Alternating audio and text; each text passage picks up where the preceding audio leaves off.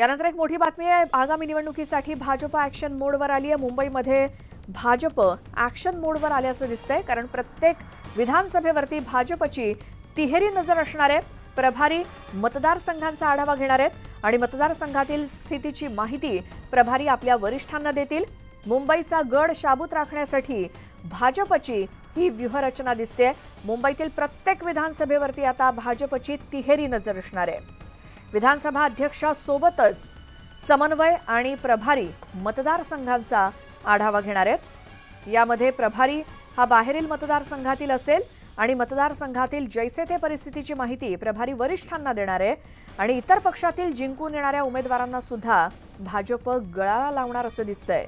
सध्या मुंबई विभागाची जबाबदारी ही केंद्रीय मंत्री अश्विनी वैष्णव यांच्याकडे आहे आणि मुंबईमध्ये लोकसभा निवडणुकीत महायुतीला जो काही मोठा फटका बसला होता, त्यामुळे भाजप आता मुंबईचा गड शाबूत राखण्यासाठी वेगळी व्यूहरचना आखताना दिसते।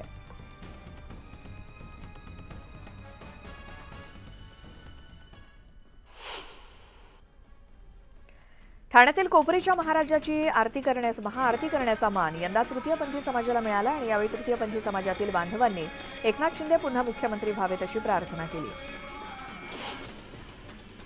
गणेशोत्सवादरम्यान अनेक सुंदर देखावे पाहायला मिळत असतात। असाच एक सुंदर देखावा अकोल्यामध्ये रिद्धी-सिद्धी मंडळानं साकारलाय। छत्रपती शिवाजी महाराजांच्या शोभायात्रेचा अनोखा देखावा सादर करण्यात आलाय आणि या शोभायात्रेत भगवा ध्वज हातात घेऊन पताकाधारी वाजंत्री गजराजावरती विराजमान छत्रपती शिवाजी महाराज असा 30 फूट उंच फिरता देखावा तयार करण्यात आलाय।